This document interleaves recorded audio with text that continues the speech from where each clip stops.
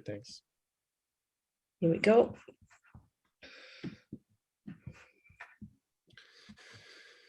Well, welcome everyone. Thank you all for joining us today in this second live session for our course, A Wish for Fish. I think that we may have some others joining a little bit later. We had a little bit of confusion about time zones, and since we're all in such different time zones, I expect that a few may be coming in a little bit later. But it's nice to see you all here today, and we're really excited about our session today because we have two wonderful women joining us from North America who will be discussing their operations with their own individual CSFs. But before we do that, I think it would be a great idea to just walk through again. I apologize if you did this last session, but I think it'd be great to do a round of introductions and just kind of get to know each other a little bit more.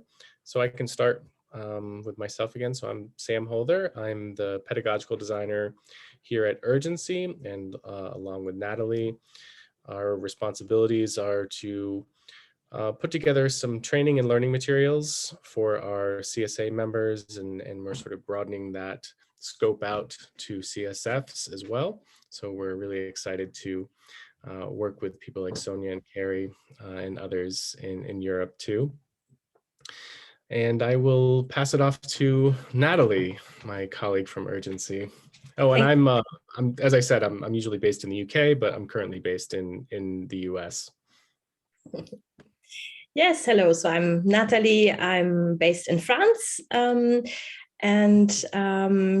I'm the training coordinator here at Urgency, and I have a really big interest in this course because, first of all, I grew up in the north of Germany between the Baltic Sea and the North Sea, so I had even two coasts, fisheries has always been a part of my life, and eating fish and being by the sea. So I really love this course for that, bringing me back a bit to my home. And I started being engaged in the CSA movement 10 years ago, and started working in Urgency in 2020.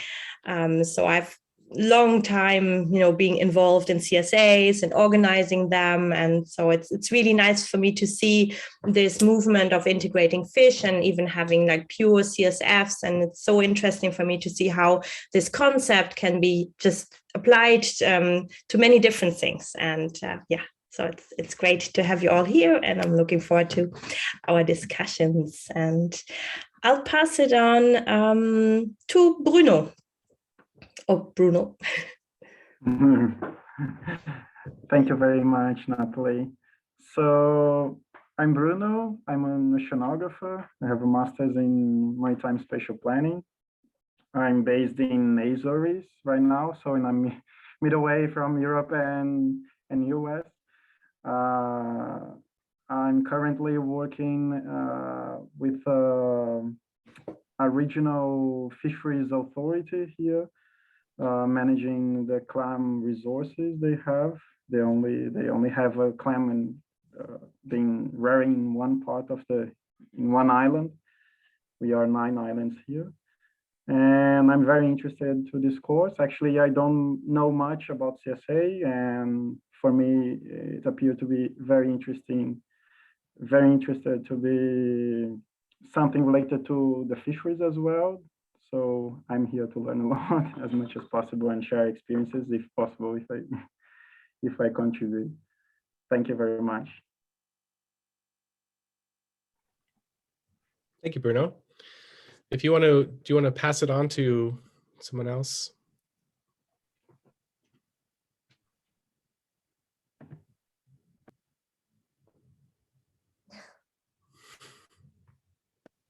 I could also just start. Sure. Okay. Just pick the microphone. Hi, everybody. I wasn't there last week. Sorry for that. I couldn't make it.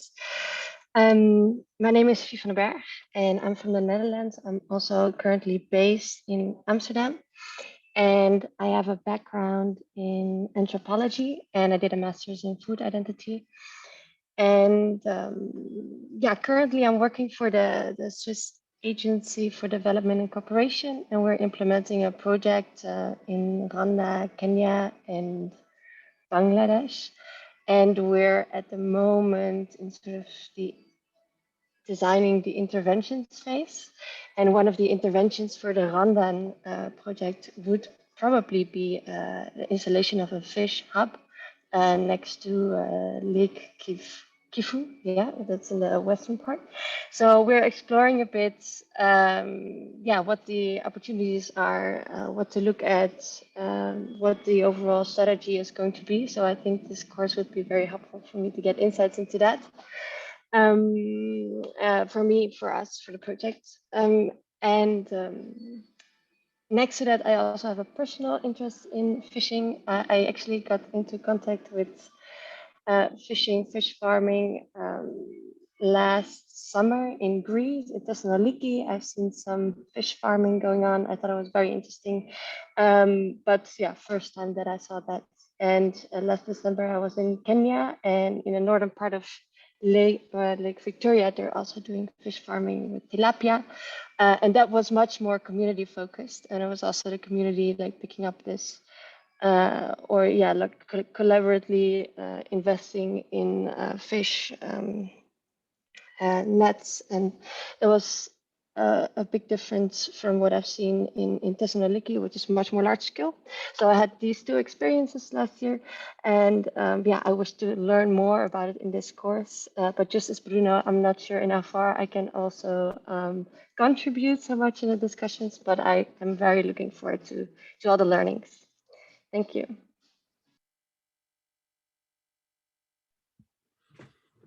Thank you, Sophie. Is it Sophie? Sorry. Yes, it's Sophie. Okay, thanks. I can pass it on to someone. Maybe Lawrence? Yes, hi everyone. So I am Lawrence. I'm based in Brussels. I work for the CSA movement, which is called the GAZAP network in Belgium. And so it's like 10 years, moreover, that I'm a part of the movement, and I'm working for the GAZAP network from 2016. So we were very interested in this course just because we tried a lot of, maybe 2 times, like 3 or 4 years ago, to work with fisheries in Belgium, and to have fishes in the baskets of we call them the eaters, for the member of the GAZAPs. So we try to have fish in the basket of the eaters, but we had no success because it was quite difficult with the logistic. So I'm quite interested also about those questions. So that's it. And I will pass to Saverio. Yes, thank you. Hello, everybody. I'm Saverio. I'm Italian. I am industrial biotechnologist, and as a freelance, I work on the development of sustainable projects. I try, according to the case, to control, reduce, and transform organic waste. So I find myself in many different situations, from farms to projects with NGOs, and everything turns around the organic waste. What I have been doing from the beginning was to convert the bio waste into fertilizer, compost, plant stimulants, but in the latest years, I've seen a trend that requires always more and more proteins, and this is how I a little bit moved from fertilizer, biomaterial, or biofuels to feed and food. Last year, I worked in Sweden, where I developed a project that out of the farm waste, I produced mushrooms. And in the last 5 years, I am quite committed in a project called Blue Wings Composting, where we offer consultancy on the transformation of any kind of, most of the kind of organic waste into feed for aqua farming or for poultry or any kind of livestock by the use of the insects. So in this way, we can produce, where the law allows it, the production of proteins, of fat, and protein and fat and fertilizers. Or in other cases, we can use the insects just for the reduction, the immediate reduction, like in less than 24 hours, you can bring your organic waste to almost zero, almost fertilizer, and then process the larvae. Maybe they have heavy metals or maybe they don't, but in any way, you solve the problem of the waste, and then from the insects, you can unlock a biorefinery system with maybe biodiesel production or any other kind of good that you can maybe wish.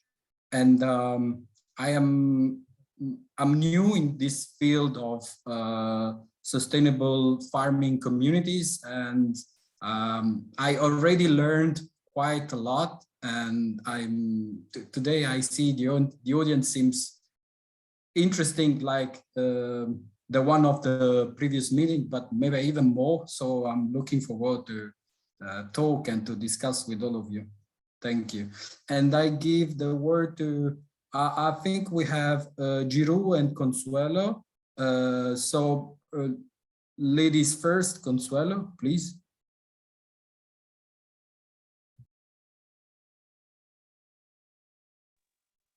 Hello, can you hear me?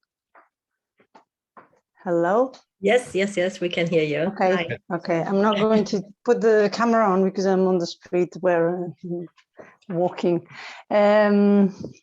Well, basically, my interest comes from the fact that I belong to several CSA initiatives here in Seville. And I'd like to start, well, not myself, but with a bunch of people, one with the small-scale fishers from Conil. And actually, Imma was participated in the previous session because I couldn't. And she's very much in touch with the fisherman community in Conil, in Cadiz. And I simply was curious to know how we could go about it. That is basically it. Well, I'm a biologist. I work as an interpreter right now, but I've been involved in several agroecology initiatives around in Andalusia and in Italy, where I come from. Okay, I'll pass on the word. Whose turn is it? I'm sorry, I missed the order. Thank you, Consuelo. I think it's Mustafa. Mustafa, if you hear us, yes? Hey, I'm here. Yes, I'm here. Hey, everyone. I hope you are doing well. I am Mustafa from Morocco. I'm currently a student in the master degree coastal engineering, and I have a bachelor degree in modeling and environmental management. I am interested to be with you here in this session to have new ideas about fishery. And I'm sorry for not being with you last session. And that's all. Thank you. Thank you very much.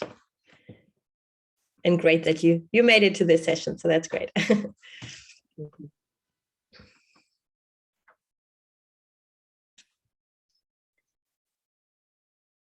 Sam, we could, yeah. Yeah, so maybe we can introduce our speakers. So we're really lucky to be joined by two wonderful people, Carrie Marhefka and Sonia Strobel. So maybe Carrie and Sonia, you'd like to introduce yourselves? Carrie, go ahead. All right. Guess I'm the fastest on the trigger finger. My name is Carrie Marhefka. I am joining today from Charleston, South Carolina, right outside of Charleston, where I live. My husband is a commercial fisherman, and I am a fishery biologist. And in 2010, we started our own community-supported fishery. We've been involved in fisheries, my husband since 1979 and me since 1998, for longer, but we started one of the first, I think Sonia and Sean were right there with us. I think there are a handful of us starting among the first CSFs in North America. I think if you just count the United States, we might get right in there in the top three or the first three. And so I'm looking forward to telling you more about our model today. I'm excited for you to have both Sonia and I here because I think we have different models, which I think is really helpful for people to see, but we've worked together for a long time now. And I think that hopefully we can provide some help for y'all, and I can get more into my background when you want me to speak to that later. Great, and my name is Sonia Strovel. I'm joining you today from what we call Coast Salish territory here on the west coast of Canada. This is otherwise known as Vancouver, BC. I have been part of kind of the CSA movement since the late 90s when I started buying vegetable boxes from my local farmer, and have been very involved in kind of community-based food systems my whole life. I married into a fishing family like Carrie. In 2001, I married into a fishing family. I'll tell you a bit more about that in my slides too. And we started Skipper Otto Community Supported Fishery in 2008. Otto is my father-in-law, comes from Germany originally, and tell you a little bit more about that later in our fishing family. But that's kind of my background. Is I actually come from, like I say, from agriculture, but also I was a high school teacher, and I taught for about 12 years. So I have that's sort of like education interest, and I think that social change really comes through education. So that's a lot of my background. And like Carrie, I'll get into a little bit more about our organization and what we've done when I go through my slides. So that's a little bit about me. Great, thank you, Sonia. So I think what we want to do is just a couple quick housekeeping things. So we sent out an email earlier today about the second week and final week of our self-paced materials, which are now available up on our e-learning platform. So we welcome you to jump into those and take a look. Our second week will be involving or exploring the idea of developing partnerships with fishers, exploring some interactions between AMAPs or CSAs and fishers. And we've already sort of heard from Laurence a little bit about the difficulties of integrating fish into a CSA basket, a CSA share. So we kind of explore this idea and look at some potential strategies to develop partnerships with fishers that CSAs can try to undertake. So that is available now on our platform. So please do jump in and explore that course. And I think maybe just to sort of begin, we'd like to just kind of kick off with a little conversation about our week one materials, which really were exploring the kind of shared values between CSA's community supported agriculture and community supported fisheries. And we have such a diverse group here, and not necessarily everyone is directly involved with fisheries or with fish or with CSAs, which is really wonderful because we have such varied experiences and perspectives. But I think what would be really great is to kind of explore everyone's like maybe their relationship with fish and kind of what brought them to this course, and also perhaps what you would like to change about your own behavior and your own attitudes and your own sort of orientation to the marine ecosystem and to fish specifically. I mean, there's a reason why we're all here today. So I know that we've already sort of jumped into this a little bit, but maybe if someone wants to kind of share their experience, we sort of had this on our forum as well, but I think it'd be great to have a conversation as well. So if anyone wants to jump in and kind of share maybe their motivation for being here, or what they see as kind of broader challenges to the marine ecosystem, or their own personal kind of story with fish. So I'll sort of open the floor and let anyone kind of jump in.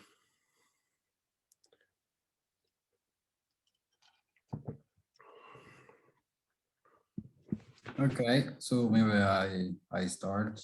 Sure. Well, I'm not a fisherman. The only thing I fished one time when I went with my friends more than 10 years ago was like I catch some crabs instead of fish. I was next to the coast, and that's what I got for me to bring home. And I don't know a lot about the fishery and how it works in Italy, because maybe I travel too much and I pick little pieces of what I need or what is of my interest around Europe. And so maybe from this moment, I will start to focus also in this kind of field. But I see a quite increasing attention on what happens in the sea or by the sea, because people are realizing that we are polluting too much. We are creating islands of plastic, and we will maybe even not have the chance to eat the fish that today are common in the supermarket shelf. And everything seems that has to start from the sea, retrofitting, revalorization, reconsideration. And I live with sustainability, and I felt like I didn't know nothing about sustainability applied to little entrepreneurs or little communities, and then spread all around the 5 continents. So this is the main reason why I'm here today.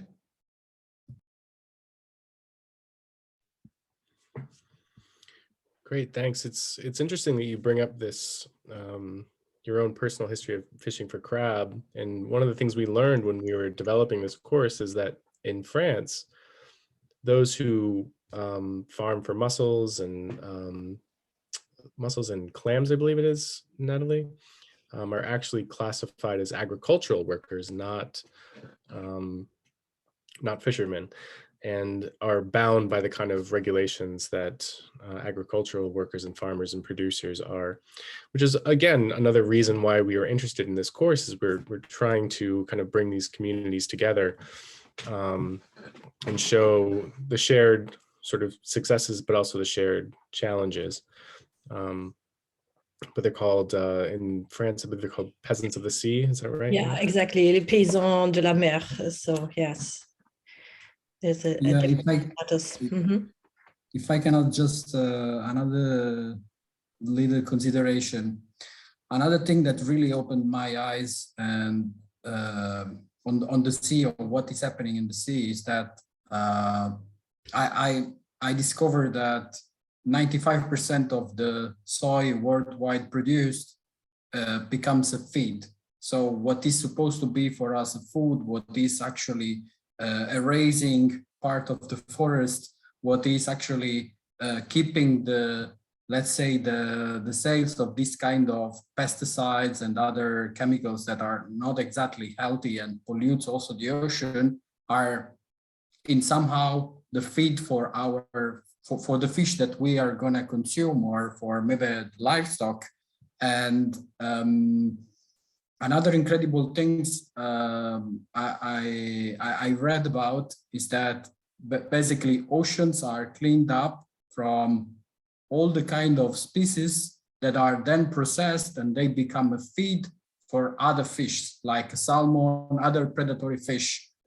And this is even not, it doesn't make even more sense for me to deploy the coastal communities of what is the main source for them to live about, and then wondering why these people are migrating, evacuating their countries, and what is going on. So I found in the material you shared with us a very meaningful slide that maybe later or in private I would like to further analyze with you. It's actually a drawing with some numbers about industrial fishery and like a small fishery, and the numbers seems to be so impressive, like almost I don't remember exactly, but almost all the fish that it's collected by this big organization that also are the most supported, the most subsidized are destined to the feed production instead of the food production. And for me, something was going wrong or is still going wrong, but maybe it's time to change.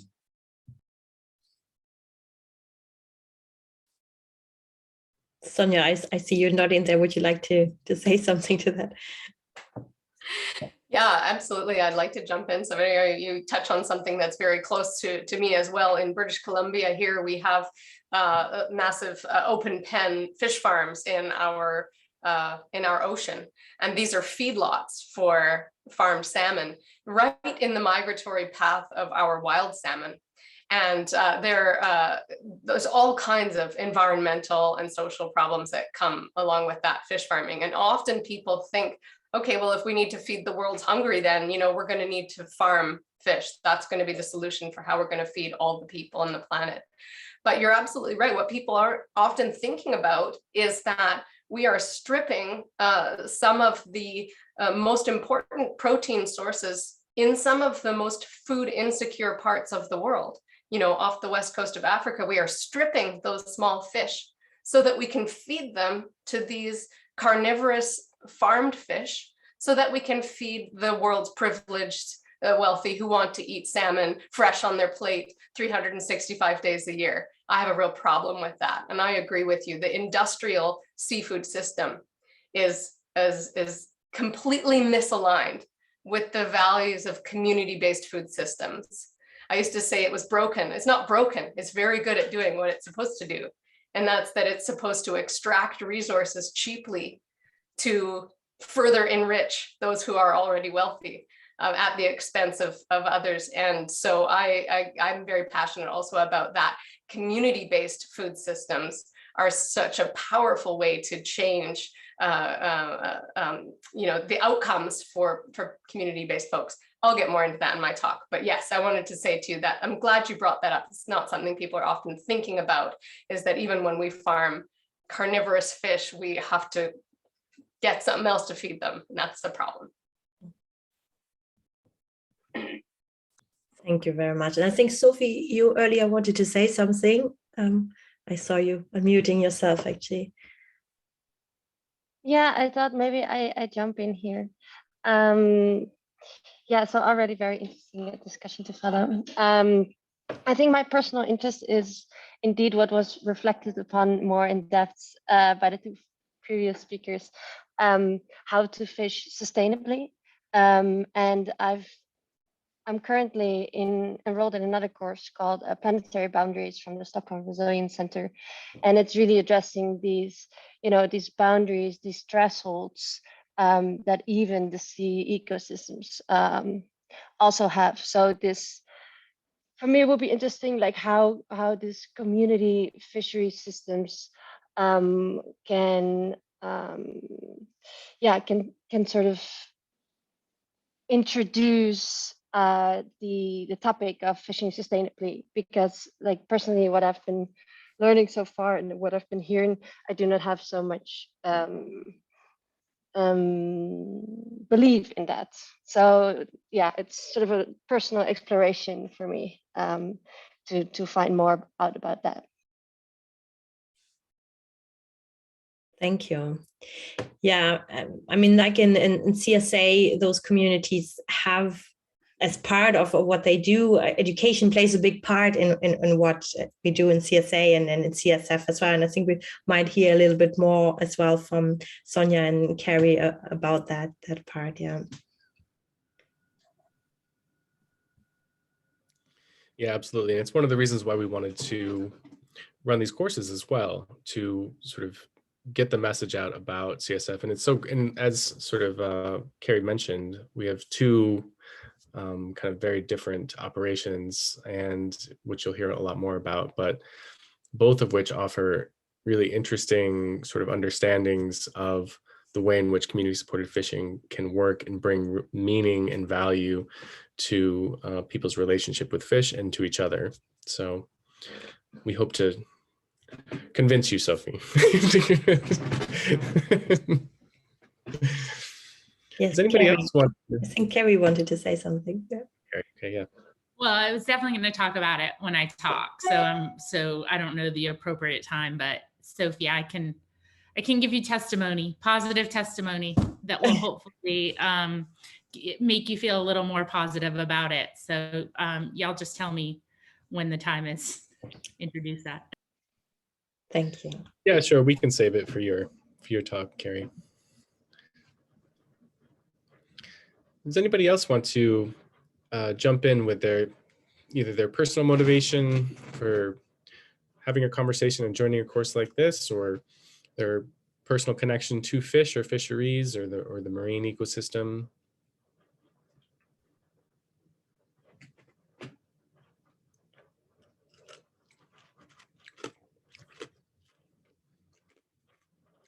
Laurence, perhaps you want to tell us a little bit more about, oh, your daughter's in. Will you tell us a little bit more about your experience with trying to integrate fish into CSA in GASAB? Sorry, caught you between mouthfuls. Sorry. Just I eat because I had no time at midday. So sorry. It's just that we had the classic difficulties about the cold chain. I don't know, you say that in English, cold chain? Yeah, sorry. And so that was one big point, actually. And the other was, it's quite difficult also to find sustainable fisheries and fishermen. So it's also, I agree with Sophie, it's just, we have labels about sustainable fishing, but what are behind the labels? I mean, the agro industry has its own labels, and just said this is a fish from the basket of the fisherman, but it's not fish that can be sold like this. So we use it in a soup. And so it's nice because we don't put this to the dustbin because it's not a beautiful fish, and we use it in a soup.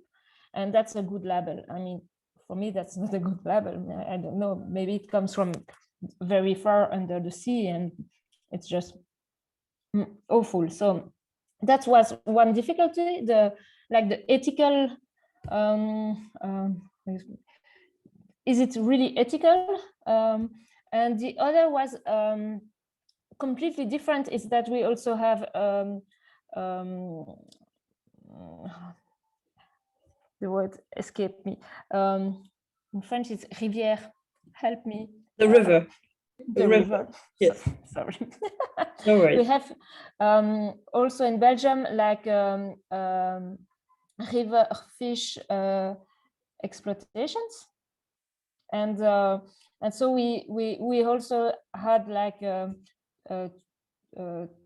treats, the treats. Well, Trout. kind of Trout. yeah, Yes, trout. yeah, that's right. So we tried this also, that kind of fish, to have them in the CSA,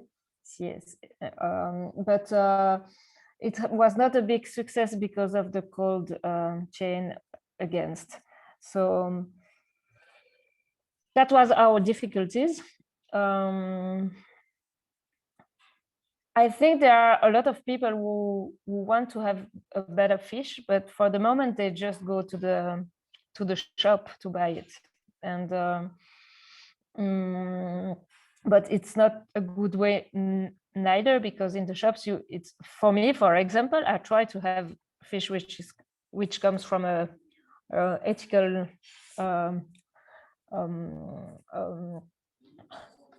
which is fish, well, you know what I mean. But it's difficult, we don't have any information about it, so we always have to ask. And then they said, yes, it's a biofarming,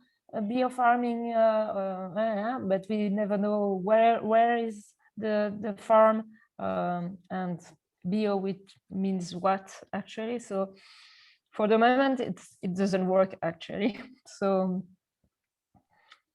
well, everything is we have to progress. Yes, there are some really important points in that, and the ethical parts, and how much can we trust those labels, and that's in each country, I guess, are very different as well. I mean, in our European area, we may have some common ones, but I'm not sure how is it in the US, North America. Just maybe a question: do you know if there is a PGS for fishing, or does it exist, or is it just PGS? You mean a participatory guarantee system? Yes. Yeah, I mean, that's something that we've been exploring here in North America through Local Catch, which is a network of community supported fisheries here. We don't have a PGS. As far as we know, there isn't a PGS in fisheries that we know of anywhere in the world, but we've been exploring what that could look like.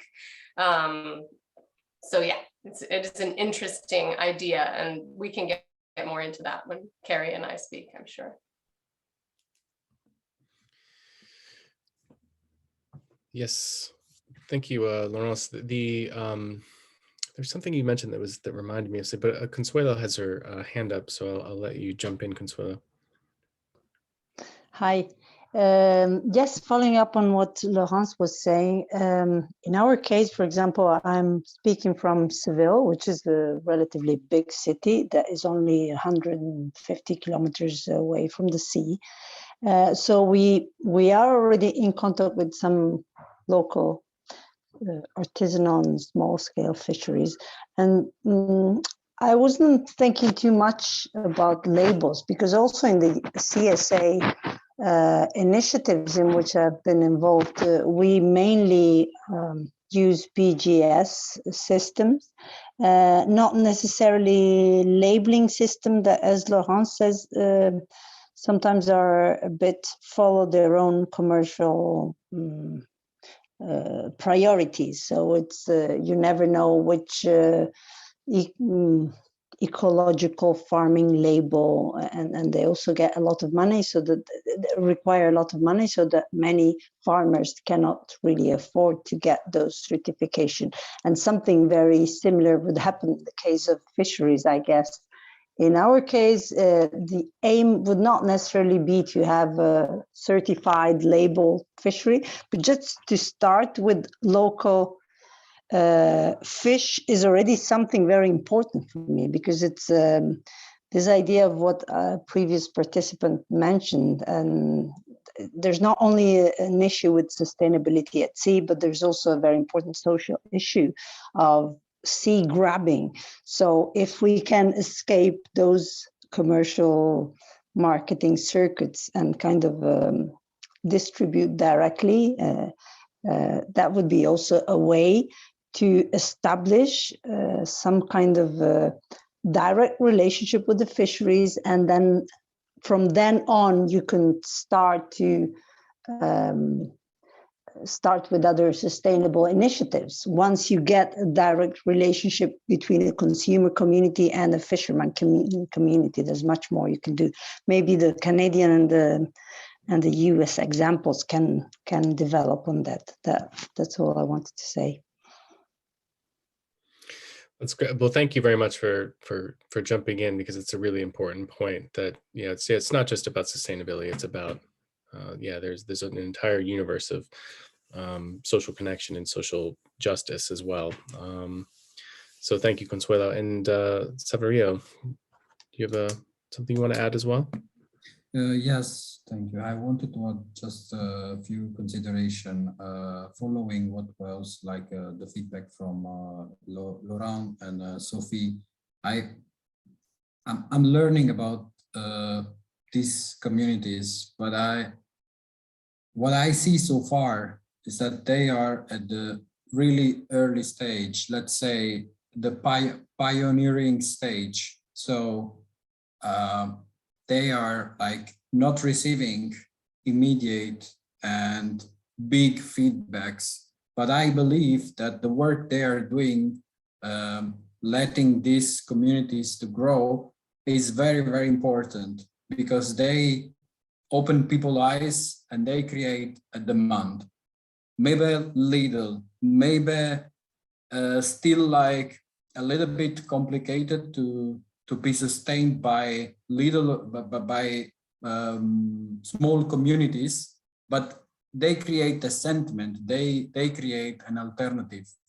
In my case, I want to say that some years ago, Auchan, the French supermarket chain, created a novel fish line of fish products that are completely fed with insect.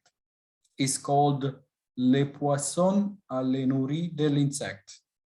And this was maybe a strategy for creating a diversification, because if you have the insect proteins as a fish feed, you can control a little bit better the market. You are outside these fluctuations that today's with the war we can clearly see. But the result is that they created fish products that are more tasty. They are without colorants. They require less antibiotics. And also they consume less in terms of resources that then would have been dedicated to the human consumption. And this, I guess, is being also initiated because from the demand of sustainability.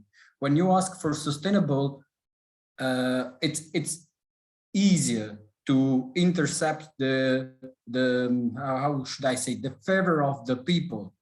And I believe that after sustainability, now there should be, after like the environmental and economical sustainability, now there should be also the social sustainability, which is exactly what the communities represent, what these kind of groups represent in my imagination. So I would say, Laurence, maybe it's a matter of few years and you will get that kind of feedback or that kind of facilitations also in the technology that develops and becomes more and more accessible for, let's say, little entrepreneurs, and it makes everything feasible. I want to be optimistic and believe that.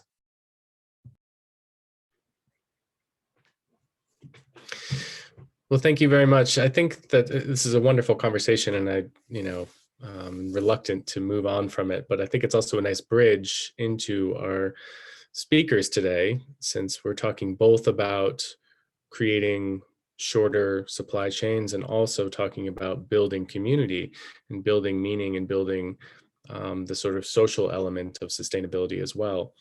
So it is my great pleasure to introduce, as she's already actually introduced herself, but it's really wonderful to have Sonia Strobel here from Skipper Auto, and I will hand the floor over to her as she explains to all of us her organization, her trajectory, and what CSF means to her. So Sonia, take it away. Sure. Thank you so much, Sam. I'll just set up some slides here. How long do you want me to talk for? I can talk for however long you want. I would think maybe about 15 minutes, 15 to 20 minutes. Sure. That sounds great. Okay. Let's see if I can make this work. Wait a second. That's not what I want to do. I want to share with you. Sorry, just give me 1 second here. I can share a part of my screen and then I can still see you. Okay, thank you so much. So I introduced myself a little bit at the start there, and I'll tell you a little bit more about who we are and what we do and how long we've been doing it and all that sort of stuff. So this is my family. We started Skipper Auto, as I said, in 2008. My husband, Sean, here is the fisherman that I married. And so I'll tell you a little how I came to be part of this and a little bit of our history. So I'm not sure if you're aware of some of the factors in Canada might be a little bit different from in Europe. So Canada really, looking at our history, Canada was set up as a British colony. And so our seafood system is a colonial system. The purpose that it was set up for was to extract fish, to send it back to Britain and back to Europe to feed people far away. It was never intended to feed people here in this place. And so in Canada, 90% of the seafood that we catch here is exported. And also, interestingly, at the same time, 80% of the seafood that you can buy in Canada is imported. So we have a system that's really not designed for local community-based food systems. And that's a system that comes with, you know, an enormous set of social and environmental challenges. And I'm glad we were talking a little bit about that already, that you can't really separate the social and the environmental problems when you talk about food systems. So this might be some content you're familiar with. International industrial scale fisheries come with a whole host of social problems. Slavery in Southeast Asia is quite well documented. And when seafood comes from these long, convoluted supply chains to get to us in Canada, it loses the story. It loses a lot. It loses quality, but it also loses the transparency of the story where it was caught. So some recent Canadian studies showed that the Canadian average is that 47% of the seafood that we get here in Canada is mislabeled. It's not what it says it is on the label. And we've been touching a little bit on that too, on labeling. We have terrible labeling laws in Canada. In Canada, we don't have to state the country of origin. We don't have to say the scientific name of the fish. We don't have to say where it was processed. And so it really is mystery. When you go into the grocery store, you have some shrink wrapped piece of mystery fish that will have some common name on it that could mean anything. So we have a serious seafood food systems problem here in Canada for sure. And might be very similar to other parts of the world. Another problem that we have in Canada is that Indigenous people in this country are losing access to their rightful food source. And so we work with a lot of Indigenous fishers in Canada's north and on our coastal communities who can't access their own food source because it's being extracted for export for profit. And so there are an enormous set of these kinds of social problems.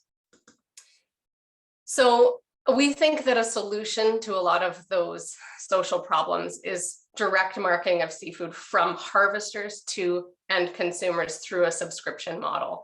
And that's what we established in 2008 with Skipper Otto, our community supported fishery. So I'll explain to you a little bit about how it works and why we operate the way we do.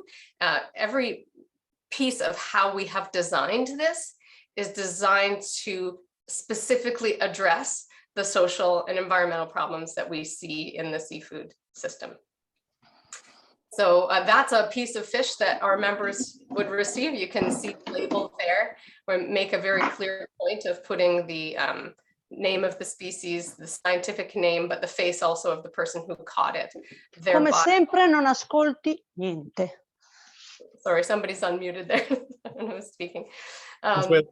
Sorry, Sonia. Consuelo, if you would just mind muting your mic for us. Thanks. Yeah, so that's what the label looks like on a piece of fish that we have. So let me just tell you a little bit about how our community supported fishery works. So this is a subscription system where members buy a share before the fishing season. We have a share size calculator you can see here to help people decide what size to buy. So for example, there's 2 people in my house and maybe we eat fish 2-3 times a month. That would say, okay, let's say you should start with a $300 share. So the member purchases that credit before the end of May. Our season is really May to October is the biggest part of the fishing season here. So they buy in at that time. And then anytime they want, they can log into the online store and you'll see their credit there, you know, that you've already purchased. And then you will update it with who's catching what. And as a member, you can shop. It's just like any online store, except that you're not paying by credit card, you're paying with your pre-purchased credit. And then you choose your pickup location to pick it up. We have about, actually it's about closer to 90 pickup locations across Canada now, from Victoria to Ottawa, if you know Canadian geography. And so we ship member orders to these community partners. Community partners for us are values aligned grocery stores, butcher shops, breweries, even sometimes like the gift shop at a national historic site is one of our pickup locations. So we ship these frozen member orders. This is critical. The seafood is flash frozen. So it comes to a freezer in the community partner store, and the member just has a set number of days to go into the store and pick up their order. Sorry, my cursor goes away. There we go. And so, as I said before, these are the labels of, kind of all the that go on all the pieces that show you who caught the seafood, when, where, and how. So this is really important to understand. We're not buying seafood from a distributor, a wholesaler, a processor. We are a collective of now 40 fishing families who are fishing all different species for what is abundant and sustainable in a given year in a given community. And that's what becomes available to the member. Yeah, so we're not calling up and placing an order with the seafood processor. So how we've grown, I've mentioned that I married into a fishing family. This is my father-in-law, Otto, a long time ago. He was a younger man. He started fishing here in BC in the 1960s. My husband, here he is, he started fishing when he was 7 years old. And then here we are when we started Skipper Otto, the year we started Skipper Otto, out there fishing on the fish boat with our first son, Oliver, who's 14 now. And so we started out just supporting our fishing family. That very first year, the proposition was, and Carrie will remember this because it's not long after we first met, you mail us a check and we're going to give you fish. Like, I don't know how we're going to do it, but we're going to find a way. And so we had 40 members that first year who pre-purchased our catch. And it meant that we were paid a much higher rate for that fish than we would have if we sold it into the industrial system. And it meant that those 40 members, they knew who caught their fish. They had that connection. So today we are about 40 fishing families in British Columbia, here on the west coast of Canada, and also in Nunavut, which is our most farther north territory. We have four now Inuit fishing families, Indigenous fishing families in Canada's north. And we have close to 8,000 members across Canada who support those 40 fishing families. So I'll just say a few more words about our theory of change, because I think this is really important, that we're not a seafood distribution company. Like, that's not why we're doing this. We're not doing this to buy and sell fish. We're doing this to reinvent the food system for justice and for equity. And so our theory of change is that a just and equitable seafood system is actually achievable when members of separate communities come together around a shared vision. They each contribute something unique and they receive something in return. And it's that interaction of people that creates the just and equitable seafood system. So I'll explain a little more what I mean. So one of those communities is the end consumer. So the end consumer agrees to do things differently. They agree to pay up front, and they agree to eat with the ecosystem. That means they agree that they're not going to say, I only want to eat sockeye salmon. They're going to say, I'm going to eat $300 worth of fish. Here's my money. You tell me what's abundant and what's sustainable this year. So in interacting differently, rather than expecting to go into the grocery store and just pick what's there, by agreeing to act differently, they receive this benefit. They receive total transparency. They know who caught what. They get high quality seafood. They get to know their fishing families. So it's a reciprocal agreement. So likewise, fishing families agree to do things differently. They contribute something, and in result, they receive this social change, this environmental change. They contribute fishing with integrity. transparency, sharing with our members what they're catching, when, where, and how, flexibility, sharing their stories, sending photos to members who get to see them real time out there fishing. And in exchange, they receive a higher pay for their fish. So a higher percent of the member dollar is going directly to the fishing family. They receive more certainty about, that they know that they're going to get a fair price for their catch, more stability, and they're treated with dignity, which is not something that always happens in the food system. And so shoreside businesses also have things to contribute in this arrangement, in this commitment.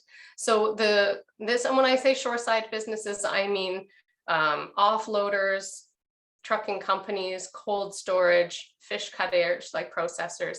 They all agree to do things a little differently, including the community partners. That's a pretty unusual model, the community partner model. We don't pay those stores to distribute fish. So they agree to participate in order to change something about the food system. So everyone agrees to flexibility, doing things a little differently, custom offloading and processing. A lot of processors in Canada only operate where they will buy seafood. They buy the seafood, they'll process it, and they'll sell it back to you, but it may not be the same fish that you sold to them, right? They sell it to export mostly. So in this case, they agree to process exactly our fish to put exactly the label on it. What happens for them is they receive really stable domestic business, and that became really critical in the last few years, as I'm sure you're aware, and I'm sure it happened everywhere in the world. Here, our processors, most of their markets were export markets, and those export markets disappeared. And so Skipper Otto was there to take up a lot of that uncertainty that happened with the pandemic. So shoreside businesses receive a lot of that stable business, and also an elevated reputation in the industry. So we don't know fishing families and we don't understand the industry, but customers now are connected to the industry. So it's something that we provide that they don't otherwise receive. Pardon me. So our governments have a role to play too. That's First Nations governments, municipal, federal, provincial governments. They all have a role to play. And when they come to the table to be willing to shift policy to support good jobs in coastal communities, then we can build this system. And I'll use this as a quick example. I could talk for ages about it, but I won't. Last year, our federal government attempted to change something in our fisheries policy that would really take away the ability for prawners to sell their prawns domestically. And it happened without consultation, happened without communication. It happened just months before the fishery started. And so we were able to, because we have, these 8,000 members, we very quickly sent out an email to say, hey, this is an unjust policy shift that's about to happen that you should know about. And overnight, we had 4,000 signatures on a petition. And we got over, let me just think, close to 10 hours of testimony in our House of Commons, and that's what this is a shot from, on this topic. We had members of parliament all across the country receiving letters from people from their constituents saying that they wanted this prawn policy to be looked at. And these MPs had never heard of prawns in British Columbia, but suddenly their constituents cared about fishing families in British Columbia. And so we managed, it took us a full year, but we managed to get this policy change overturned. And the reason we were able to have such influence on policymaking was because we have so many members who know their fishing families directly and they care about their livelihoods. So there's real power in this model where we connect directly to end consumers. We really believe that the community-supported fishery model is replicable. So last year, Skipper Otto received a grant to build a software platform to help replicate, not only to help make the Skipper Otto system more streamlined, but also to replicate it. So this year we're onboarding the next 5 companies here in Canada who will use our software. And it's not just in fish, these are also ranchers, there are traditional hunters in Nunavut, Inuit hunters who wish to distribute their traditionally harvested meats more efficiently in their community. Honey, so we are working with some folks who raise bees. Their work is also very community-based with folks with barriers to employment. So we're really excited about how we can use that software to help grow the model, not just across Canada, but around the world. And I think it's not a passing fad. I think that folks are more and more concerned all the time about where their food comes from. The pandemic has really increased people's awareness of supply chain crises and sourcing. Where does our food come from? And I see this growing around the world. So we're really excited to be part of that and to support the proliferation of community-supported fisheries. Okay, so that's a quick overview. I can see there's stuff coming up in the chat, but I haven't been reading it because I'm not good at reading and speaking at the same time. So I'll stop there. I'll read the chat and I'll let Sam and Natalie decide how we want to proceed. Thank you, Sonia. Wonderful. Yes, we do have some comments in the chat. I have my own questions, but I'll save those. So we have Sophie jumping in, and it's interesting. So Sophie mentioned the buying advance is an interesting selling model, but it's targeting a type of consumer who's willing to pay in advance, as it's a rather large sum of money. This is an interesting question because it's a challenge in community-supported agriculture as well, where many of the consumers in CSAs are middle income or upper middle income, and it's an ongoing kind of conversation about how it's possible to integrate and be more inclusive and improve accessibility for those who are lower income, working class, working poor.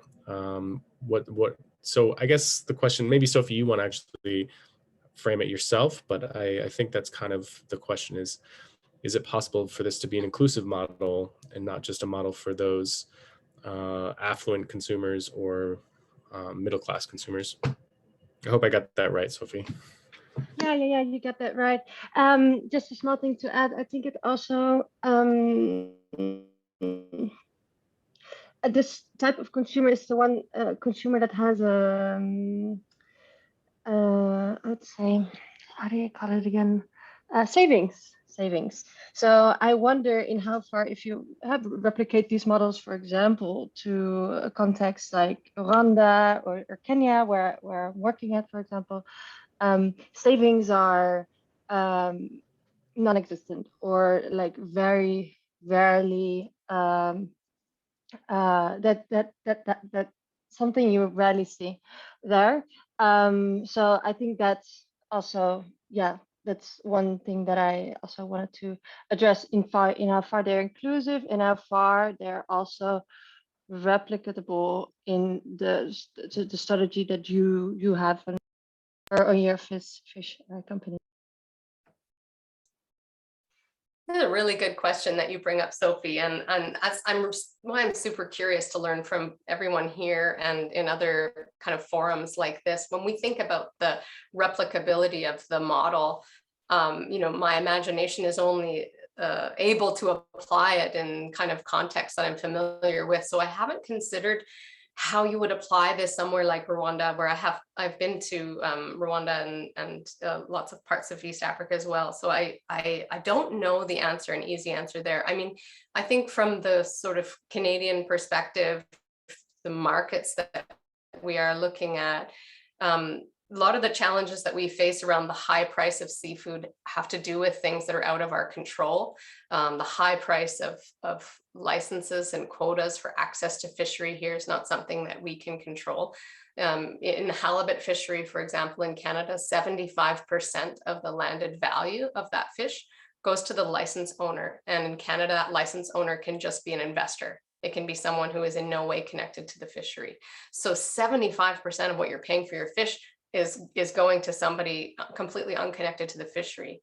So there are these factors that are largely outside our control that drive up the price of seafood, and that's very challenging. So, I mean, one of the things that we do here in Canada in terms of accessibility and equity is trying to source seafood that comes in at a lower price point, maybe isn't coming from a fishery that's so heavily quota controlled for export, that where we're able to offer lower priced seafood options to members. So yeah, you're absolutely right. I mean, a $200 investment is the minimum buy-in. And so it is asking people to have $200 cash at some point to prepay. And that isn't possible for everyone. So there's, there's work that we're doing with some of the First Nations here to figure out models. We haven't figured it out yet, but we're trying to figure out models for how do you both pay the people who are harvesting are often some of the people living in real poverty in these fishing communities. They don't have the money to pay for fuel to go and fish. So it's both ways. So it's about sharing that risk and sharing those costs. And that's something we're always trying to figure out. How do we help fund the fishing in order to feed people? And with the Inuit communities that we're working with now, that is especially pronounced. The poverty in those communities is really great. And those people can't afford to hunt in order to feed themselves. And so it's a cycle of poverty. And so that's what we're working on. I don't have any easy answer. Thank you, Sonia. It's, it's, again, as I said, it's a challenge in CSAs as well. And there are initiatives happening in the US, I know of at least, to work with governmental agencies, particularly SNAP, which is sort of the food assistance program in the US, to allow for CSA purchasing, or allow SNAP to cover CSA purchasing, because I don't think it currently is permissible. But there are a lot of initiatives, both in agriculture and in the fishing sector as well, kind of who acknowledging this challenge and working towards solutions. But it's a good question. Yeah, I was just wondering, Laurence, if you have some examples from the GAZAP network.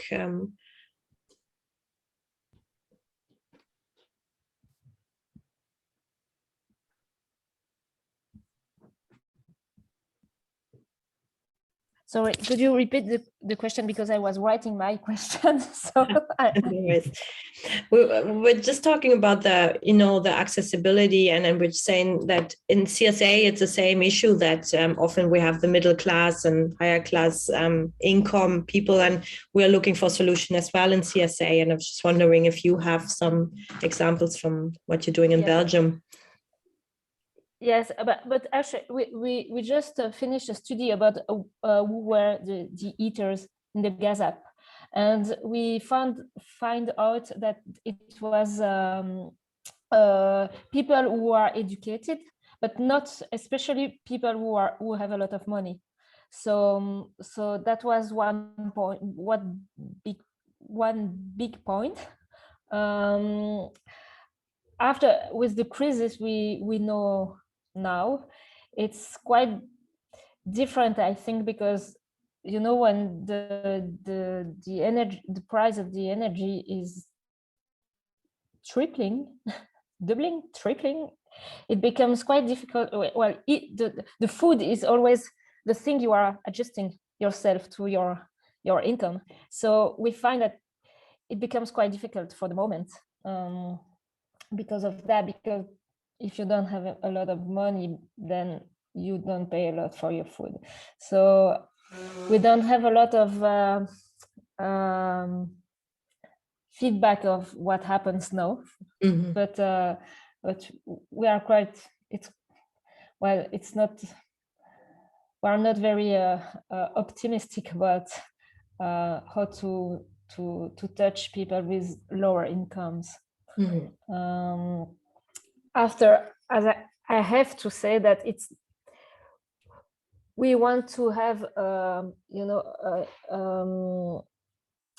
we want to cross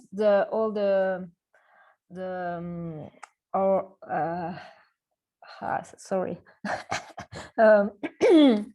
We fight for a better world, and we want to cross all the fights together, so the social fights, and everything, but it's not really to us to solve all the poverty problems.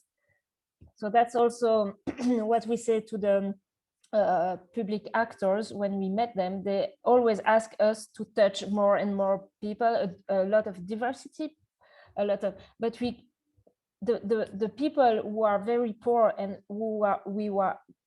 with whom we are working, it's the fishermen, it's the farmers, they don't earn their lives with their work. So we said we work with them to help them, and your job is to solve poverty with another with other actions. But me, I work for the food system and I try to develop something else. So my job is to find ways to support the farmers. So yes, thank you very much. That's I try my best with my English. You're doing very well. No worries at all. What came to my mind was an example that from some CSAs it's a bit of this system of paying it forward for those who can, and having something like social shares. So for lower income families. So that just came to my mind. But I'm not exactly sure how well these work actually in practical ways.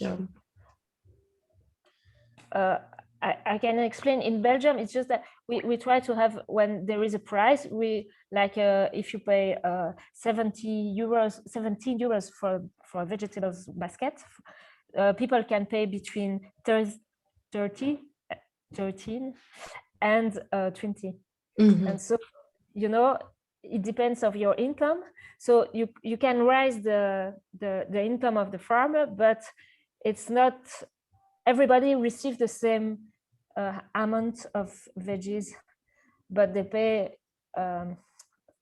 it depends their income. So that's what we try to do to touch other people. And also people can pay before, but like 1 month before or 1 year before. So you also depends on your income. You can do different ways, and combine. We try to combine both way. So yes, we have. Thank you, Lawrence. We also have a similar pay over time system. So people can join anytime from October to May. And if they join in October, they can pay monthly. So we can set them up on an installment. So, I mean, we have families who need $1,000 worth of fish in the year.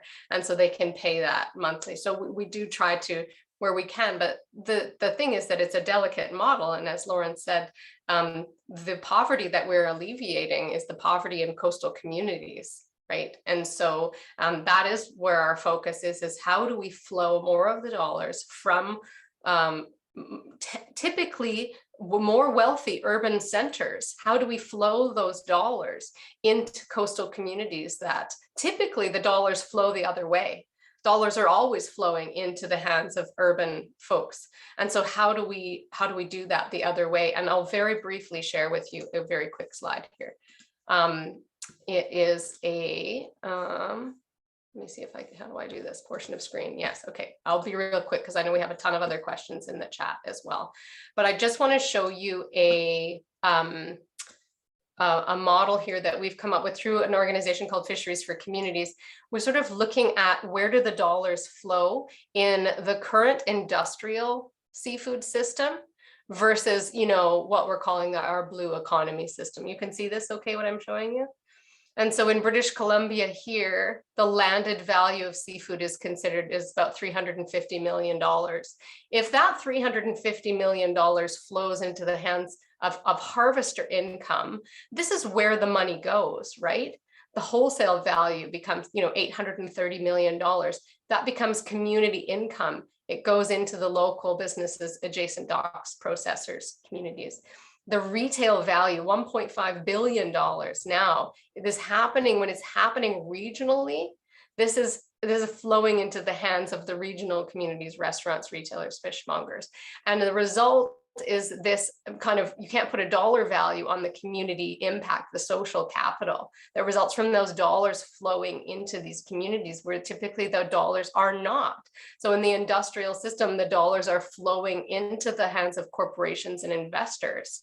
And you see how that siphoned off, and we see the decimation of our coastal communities because of that flow. So the poverty that we're alleviating, or the social injustice that we are addressing in our communities, is here on this side of this triangle through shifting how the dollars in the industry are flowing, if that makes sense.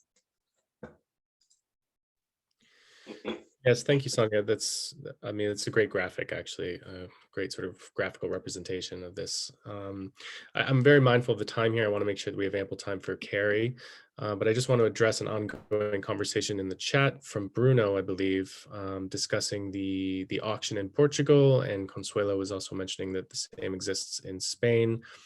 I'm not entirely familiar of those regulatory systems in Portugal and Spain, but I do know that in France, as Thibaut mentioned last week, there is also the auction system that typically commercial fishermen have to move through, but potentially it's a different legal system where there is the possibility to sell directly, as many of them now do, as Thibaut sort of showed, and is now represented with almost 1,000 direct selling fishermen on the coast of France.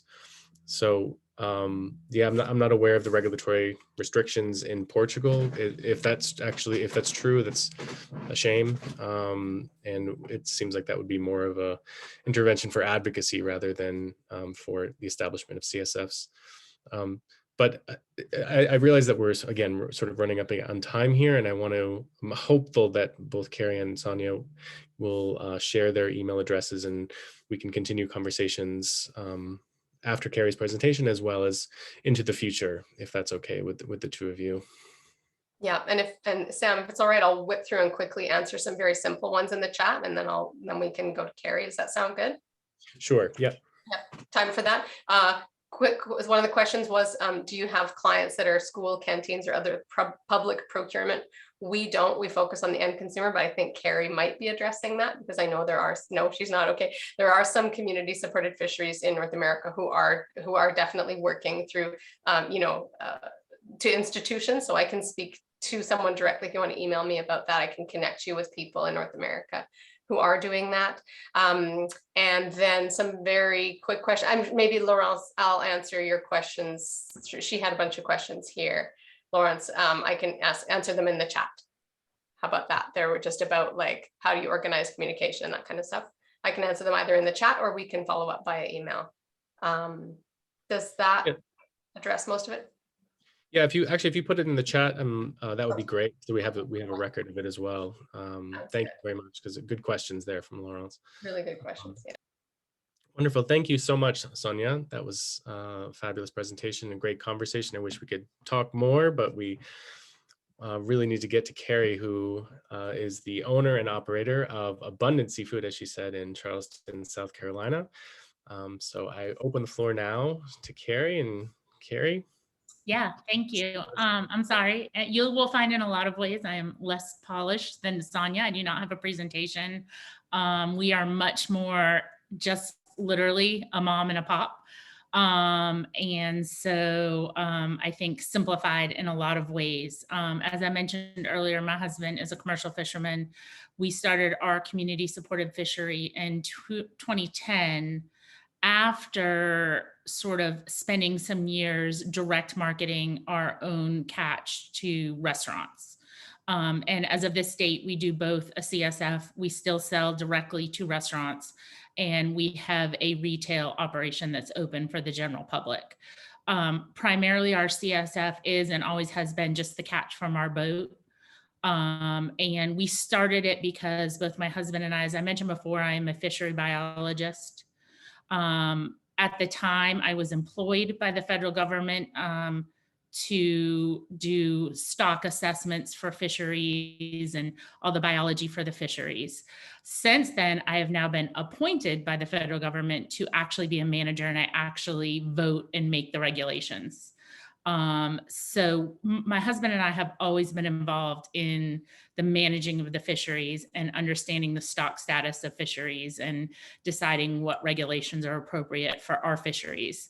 Another important thing to know about where we are is in the southeastern US, we have relatively small scale fisheries is really all we have. We do not have any industrial boats that fish for the kind of fish that my husband fishes for. We're hook and line, individually owned for the most part, boats. And so we just have our competition where sort of I live for the resource tends to be more between private recreational fishermen, wealthy. Our money in the southeast of the US is all on the coast and not away from the coast. So we have very, very wealthy individuals, almost everyone who lives here with multiple outboard motored boats that go out privately and catch fish and then eat it at home. So that is our competition, not so much, industrial. So that makes us unique to a lot of other places, I think, in the world. So basically, we started selling our own fish directly, as I mentioned before, directly to chefs, because we were involved in fisheries management and we knew that we were going to have less fish to work with based on some new regulations that were coming into place in the US in the early 2000s, and based on what we both knew about our biological assessments of species. So we knew we needed to continue to make money for our family with less fish. And our solution to that was cutting out the middleman and doing it ourselves and not involving anyone else. And one of the things that has been great for us that I'll stray away from sort of Sonia and I's situations have a lot in common, but one thing I didn't hear her mention that may be interesting to people is the circle of us selling to restaurants and our community supported fishery, because what happens for us has been this lovely sort of situation, a positive feedback loop, if you will, where we started selling directly to very high-end chefs. They started having fish on the menu, our fish. People, they would use our name and then people would seek us out to purchase our fish. And so they would join our community supported fishery because when they weren't eating at the fancy restaurants, they were wanting to replicate that at home. And one of the things I wanted to make sure I addressed was Sophie's, issue earlier as far as, can you really get people, to eat sort of the fish they don't necessarily want to eat. And that has been one of our methods is we work closely with chefs to work on what would be called trash fish. We sell that trash fish for a much better price, which raises the price for all boats in the area that are catching that fish. The chefs make it taste great. Someone has it at a restaurant and then they go out and they come to our CSF and buy it. So we've been able to move the demand away from, in our case, we have a species like a grouper, which is a bottom, long-lived, a whole human generation. These fish live 80 to 90-year-old fish, slow-growing, low-reproducing fish that is very susceptible to overfishing. We've been able to shift the market away from the demand for a fish like grouper and towards other species like an amberjack, which is sort of, a topwater fish. It grows a lot faster, it reproduces a lot more. And it really just took conversations between, us and the chefs and the consumer, and then the consumer back to us.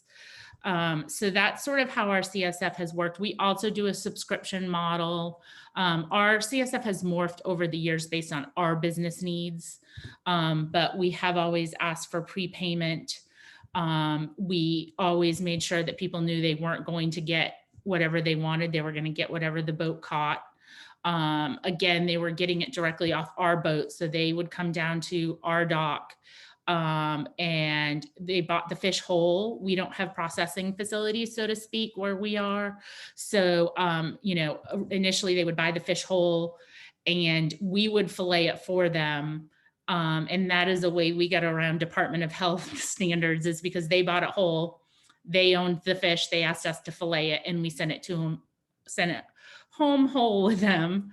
And it also had a lovely effect of a lot of time, my husband being able to take the time to discuss with people about, hey, have you tried cooking, the belly? Have you tried cooking the cheek of the fish? Have you, tried roasting a whole fish? We did everything we could to get them to go home with the entire fish. Sometimes that wasn't possible because some of our fish, we have fish that are up to 40, 50 pounds.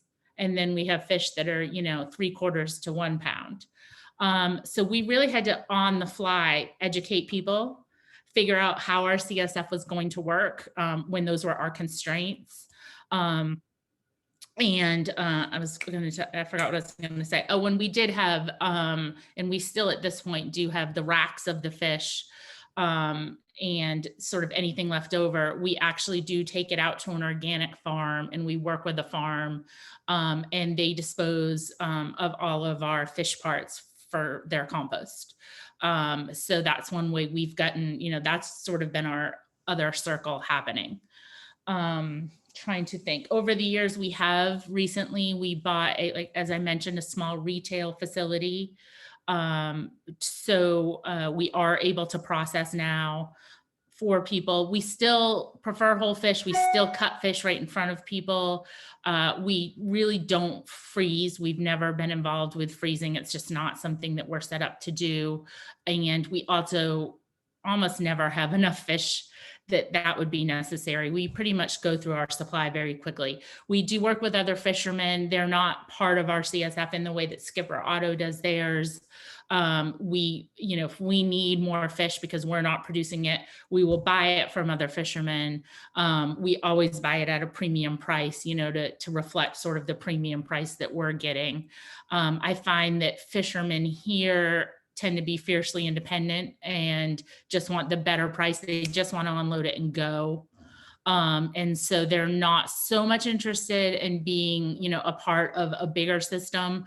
But if you give them more for their fish, they're happy to sell it to you and sort of move along with their day. It is, someone asked about communication. That's me. I mean, I do all of the emails and try to manage the website and the social media. I think I have 1,200 people on my CSF mailing list. It's definitely a lot, because at the same time we are running a retail facility and we're running wholesale, and we're about 60% wholesale, 40% retail. We're trying to get to 50-50, and retail for us includes CSF. So our sort of scheme has been, wholesale at the lowest amount, CSF, pricing right above that, and retail at its highest, so that if someone doesn't want to commit to subscribing, they can come in and they pay a premium.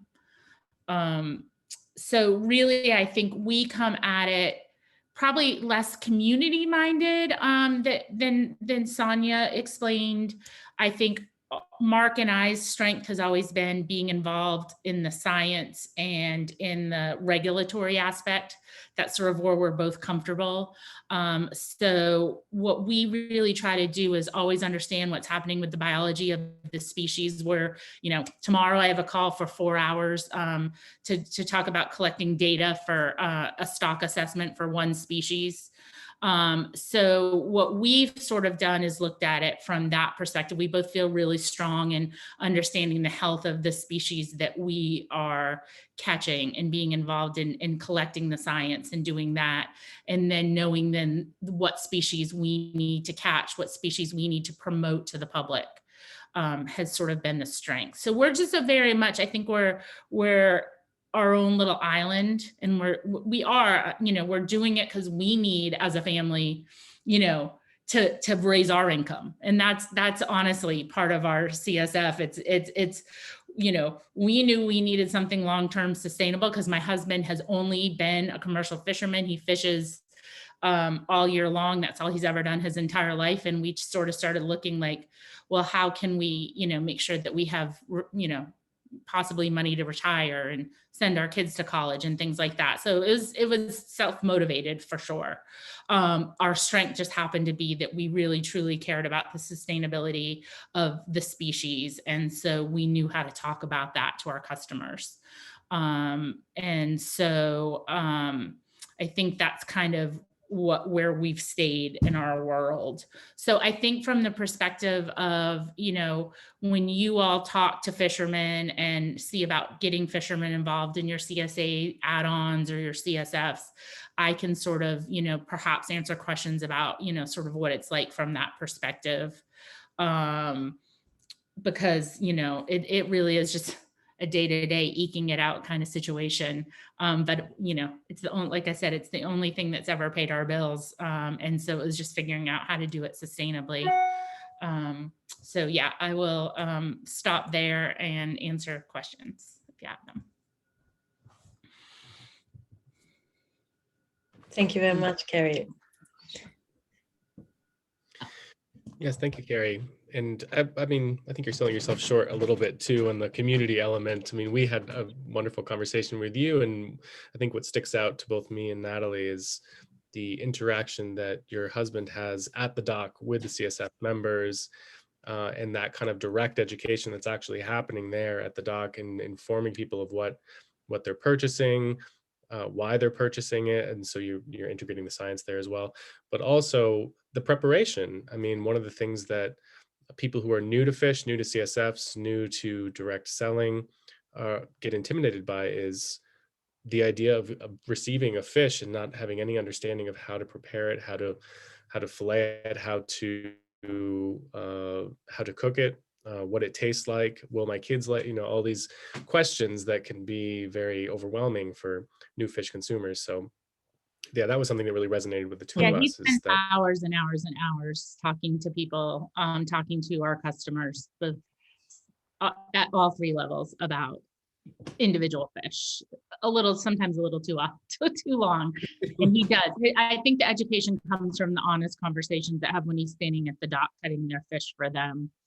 And they're trying to figure out what they like, and him trying to convince people to try fish that they wouldn't normally try, which is how, you know, we're able to have make sure that we're serving sustainable fish. And, you know, Sonia, as you said, not the coho salmon all the time, you know, that's our grouper, moving people away from trying and people hearing it from him. You know, there's nothing better than standing there talking to the guy who caught your fish and having them get your fish ready to take it home. And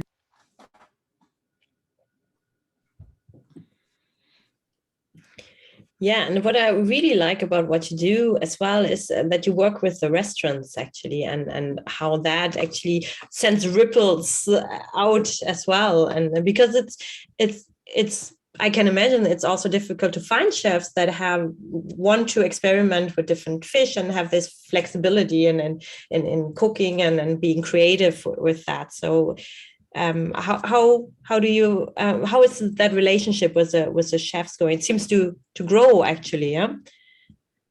Yeah, and I think that, you know, that is we're in a privileged position in that we happen to live in a city that is, you know, I hate the term, but a foodie city.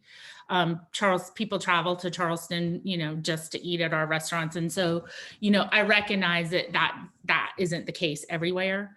But because we have that, we're very fortunate that they are a voice for us. Which is wonderful. And another thing that provides, not just the education to all the consumers, you know, they do it, we do it, and there's that circle I described, but also because of that, we have flexibility in, you know, sort of what we can enforce with our CSF. You know, our CSFs, again, it's morphed, but the model that is the model that we had for the longest time is my husband's boat would come in and we would twice a month we would hold pickups. Well, you don't know when a boat's going to come in. I mean, I don't know when he's going fishing next. I have no clue. And we're just one boat, so that we can't guarantee fish ever. So, you know, we'd say, come, this is the day we're coming in, come get it off the boat. You know, you have 2 days to come get it. Well, obviously some people might not be able to make it in those 2 days. They had no advance notice. So what the restaurants give us is another outlet for our fish. So, you know, if our CSF customers are all of them are having a meat eating week and no one shows up, then we actually, you know, our product, again, because we're always dealing with a fresh product to the restaurants so it's perishable, very perishable. The restaurants give us another outlet. They give you, you know, a significant more amount of money, even though they're paying less. It's obviously, you know, because they're buying in quantity, you're getting more money on the day you sell it. So it's a way to diversify, a fisherman to diversify their income stream, and then use the voice of the chefs. And I think being in a place, I don't think there's a chef who doesn't want to do it. That's the thing. I think every chef wants to do it, or else why would you be a chef? They can't all do it because some chefs work at restaurants where you have a plastic menu that can never be changed. Exactly. You know, and we're dealing with chefs who like type out, you know, they have fancy typed out menus every single day. So again, that is a privilege that I recognize. But to the extent that fishermen can work with anyone in the local community that is producing food in that manner, it just allows for another income stream, and then also another way to communicate values and information. It's just another cog in that wheel, I think, that works really well. Yeah, and I think the influence of chefs, like it's in Europe, it's the same, has really grown over the past few years. Like with, you know, I think also these TV shows, you know, and everything are contributing to it. But people are really into this now, and this foodieism. So it helps as well. And I think it's great that you have this possibility actually to have this diversified income streams. Yeah, Carrie, you also had mentioned that, you know, your big challenge is the recreational fishing, not necessarily the big commercial vessels, and that one of the reasons why it's difficult and challenging remain, and I think getting harder, is that you have these extraordinarily powerful lobbyists fighting for the rights of recreational fishermen, not for small scale or commercial fishermen. And we heard from Sonia how she's leveraging her kind of CSF members to really advocate for themselves and for their communities in the policy space. Is it something that you've thought about, or are there ways that you're thinking about confronting these big, powerful lobbies, or changing the way that recreational fishing is kind of perceived and worked with in South Carolina? Yes, not Mark and I, Mark's my husband. We kind of call it pulling the trigger. Like there hasn't been an event in management yet that has made us turn to, you know, my 1,200 person list and say, this is happening, everyone, because I think we know it's out there. And we're just waiting. It's almost like, you know, saving our capital for that. But as we've built that relationship, I do feel like in the back of both of our heads, we know that now these people know us. They know how important it is that not everyone can go catch their own fish. We know that they're there if we're going to need them. But on the other hand, I think, you know, Sonia and I are both part of Local Catch, which she brought up earlier. I feel like that's the space where some of that is happening. Local Catch definitely, you know, because it's throughout North America, different regions have different struggles, and sometimes the more industrial, you know, boats, that's a bigger issue, I think, for a lot of the fisheries that we're involved with. I think it's only a very small pocket of us right now who are dealing with this recreational commercial struggle, but I think it's growing. But that's another avenue. So it's not so much always just the customers, but our CSF community that I think is there to help lobby and to, you know, when all of our fisheries in the US are managed by an act of Congress. So that the bill that we all sort of work under is about to be reauthorized by Congress. And so that's when I know we can call on Local Catch and their political powers and North, you know, NAMA, who is, you know, I think you've dealt with as well. Yet have I gone to the actual people who eat our fish yet, but I think I will have to at some point. Well, it seems smart, strategic, as you say, sort of reserving that capital and that influence you have with your members. Yeah. Any other questions for Carrie or for Sonia? I see we have some new people have joined. We have Rob Beck again from last week. Hello, Rob, and Pedro from Mexico.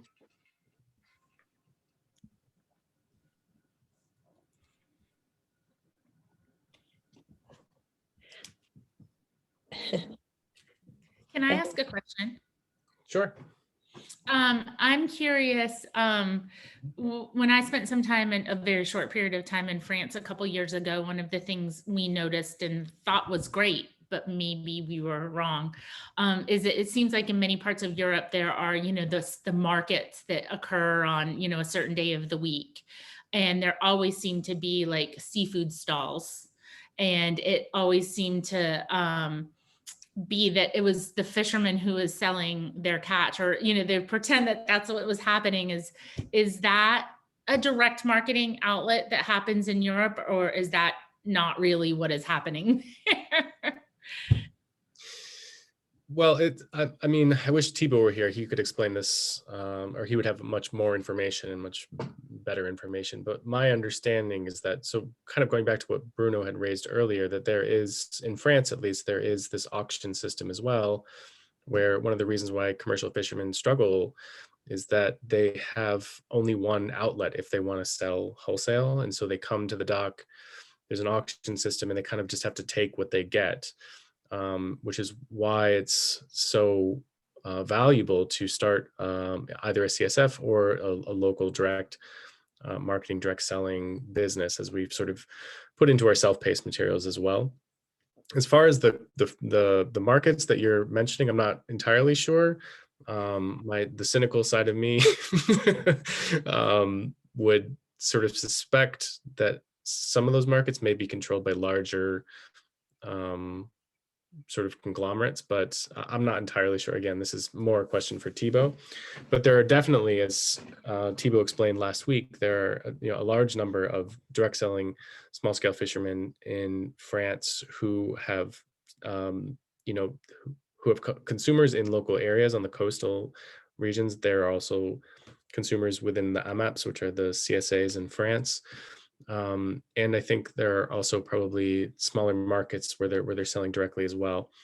So it's not the best answer, and certainly I can put you in touch with Thibaut, who could give you a much better answer. Yeah, so I live in a smaller town, like 1.5 hours from the coast, from La Rochelle, and we have 2 fish stalls here every week at the market. But it's all, when I ask, and also what's written, it's all trawler fished, and they buy it. Actually, they resell it. So some, I think one, they're kind of like a fisher, but it's all industrialized. So it's. I think on the coast, you might have still a few ones where you can buy directly from the boat, like from the small town where I come from in Germany.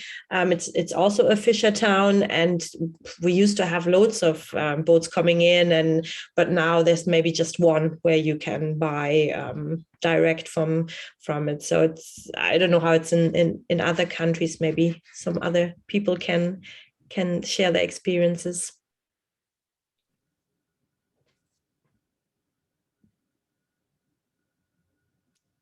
Well, if I may say something really quick, if that's okay, I think one of the things I've realized, and I didn't state in my talk, but we have to have a license. It's called a dealer's license, that's separate from our commercial fishing license, to be able to sell our own fish. And it's fairly easy to get. They're not limited. So, for $50, the hard part comes in is you have to do an extra level of reporting weekly to the government, because that's one of the ways they use to track catch.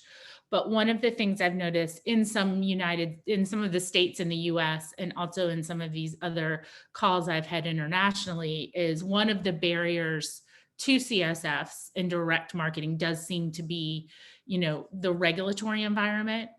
And so, a great place to sort of start at a grassroots level, maybe to look at how do you change the regulations where you are in your country. I'm sure it's different in every country, and I'm sure it's very, very hard, but how, do you change the regulations so that fishermen do have the ability to sell their own catch and not have to go through, sort of a middleman, regulatorily speaking, and then worry about, sort of the logistics of everything else. But regulations are that's sort of my passion. So I think that seems to be a insurmountable issue in many places.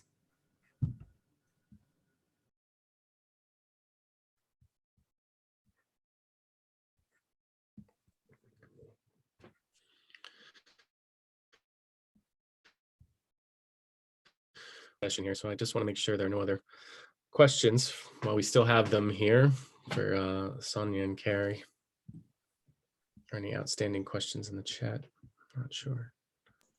Yeah, sorry, I saw there was an outstanding question from Bruno that I was just trying to type an answer to, but maybe I'll just say it because others may want to know as well. The question was around who, sorry, I'm scrolling back up to find it. Like around who monitors catch size and all that kind of thing. Who makes sure that the fisheries regulated. And I think it varies so much everywhere. Right here in British Columbia, in Canada, our fisheries are very, very tightly monitored. So vessels either have like a monitor on board, like an actual person on board the vessel who's watching, or you have to have cameras that are running, and those are and they're managed very conservatively here in British Columbia, but I know it's not the case everywhere. Yeah, I think we still have a few minutes. Like, it would be really interesting, Carrie, if you could tell us actually, because Laurent spoke about the difficulties they had to, really connect to a fisher, and we heard about different stories from different places like this as well. And from your perspective, like if a community supported agriculture group, for example, would be interested in integrating fish, so and like what would you kind of advise them, how to go about it?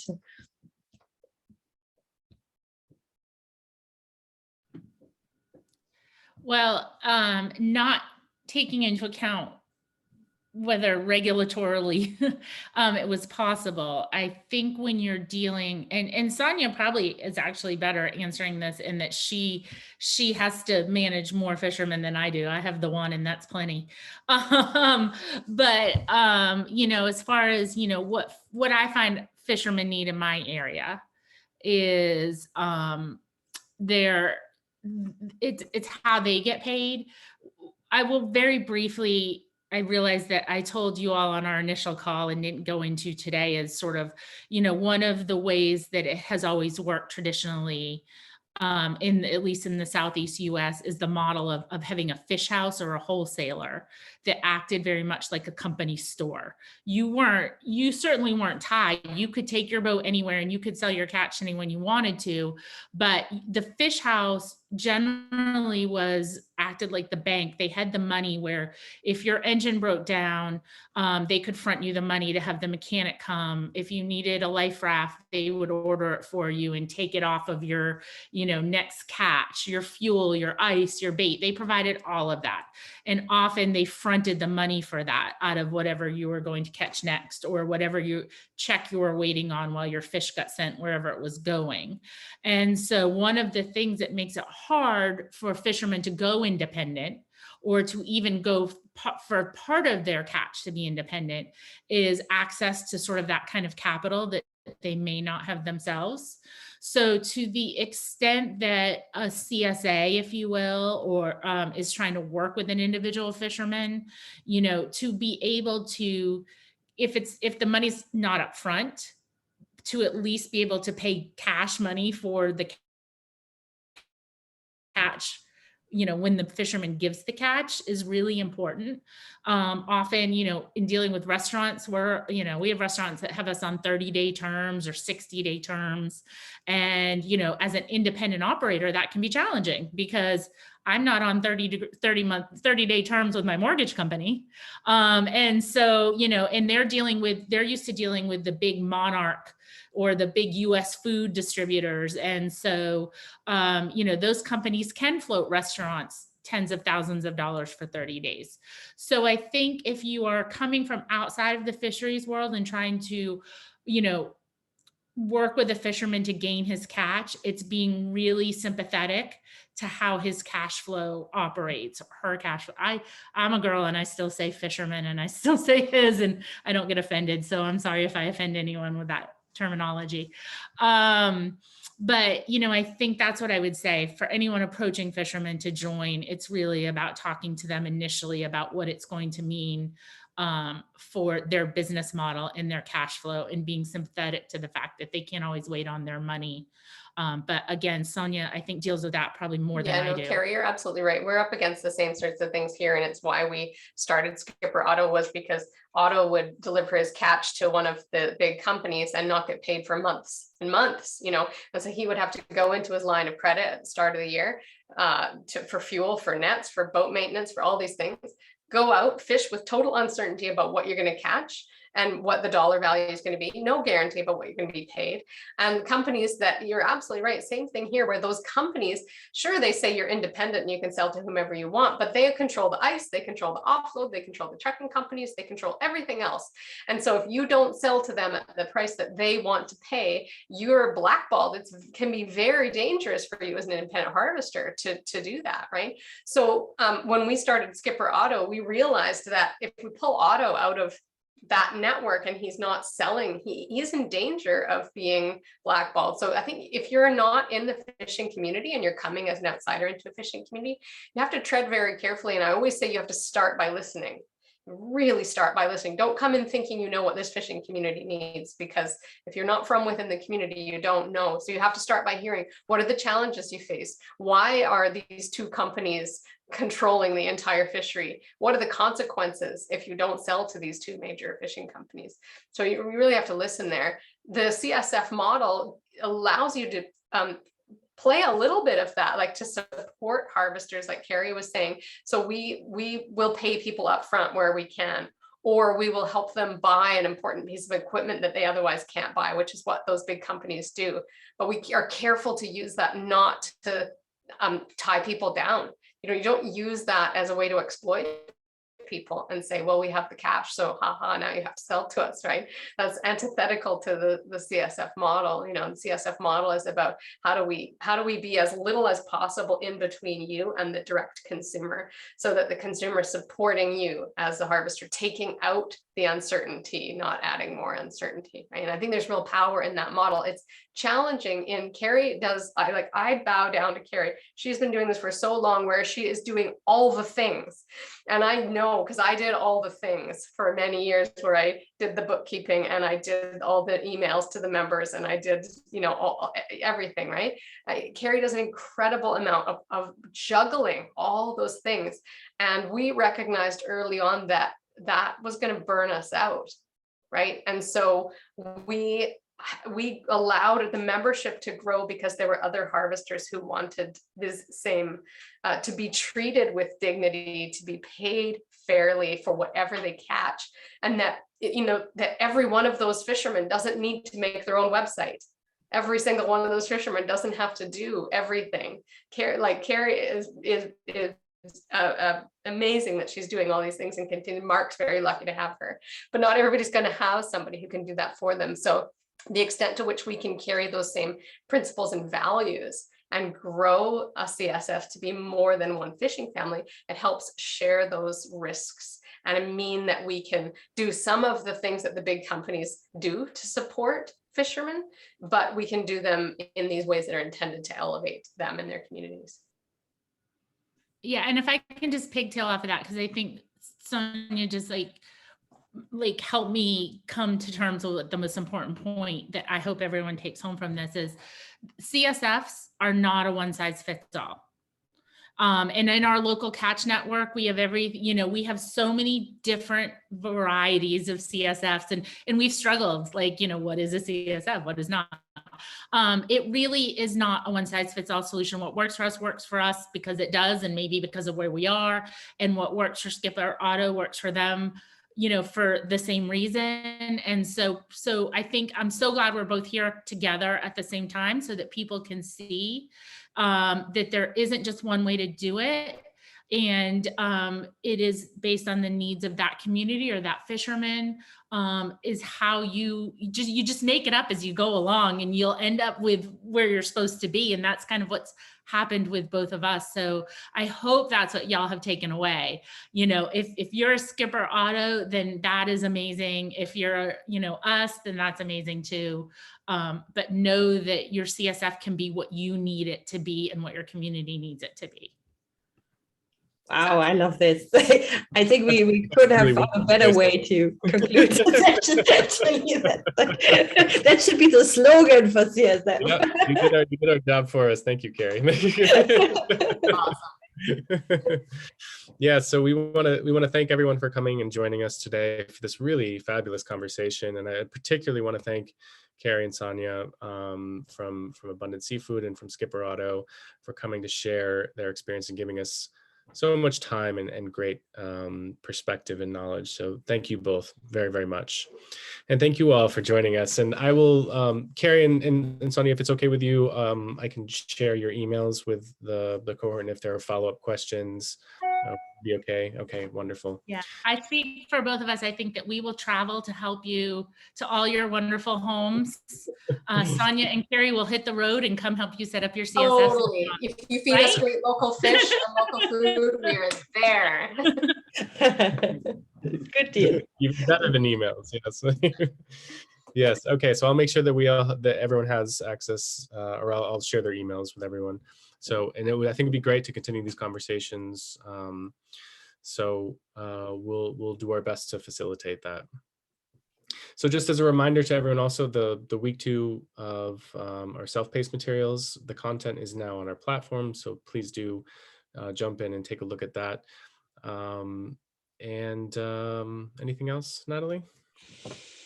Yeah, so I'm just blown away. I think there's so much material that I need to digest and think about. And same as you, I'm actually looking forward to go deeper into this. For us at Urgency, this project was really like a heart project, like a child of love, because we wanted to do, our former president, Judith from Ireland, she wanted to do this forever. And we finally starting talking about this. And this is not the last thing that we do on it. It's just the start. So, so that's wonderful. Yeah, the first project of many. Yeah. Yes.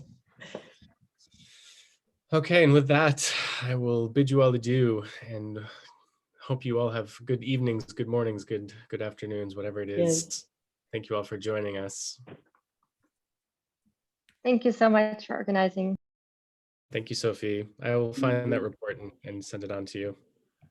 Thank you. Nice to meet you all. Be in touch. Thank you, Bruno. Thank you, Saverio. Bye. Bye, everyone. Bye-bye. Bye-bye. Thank you, Pedro. Thank you, Rob.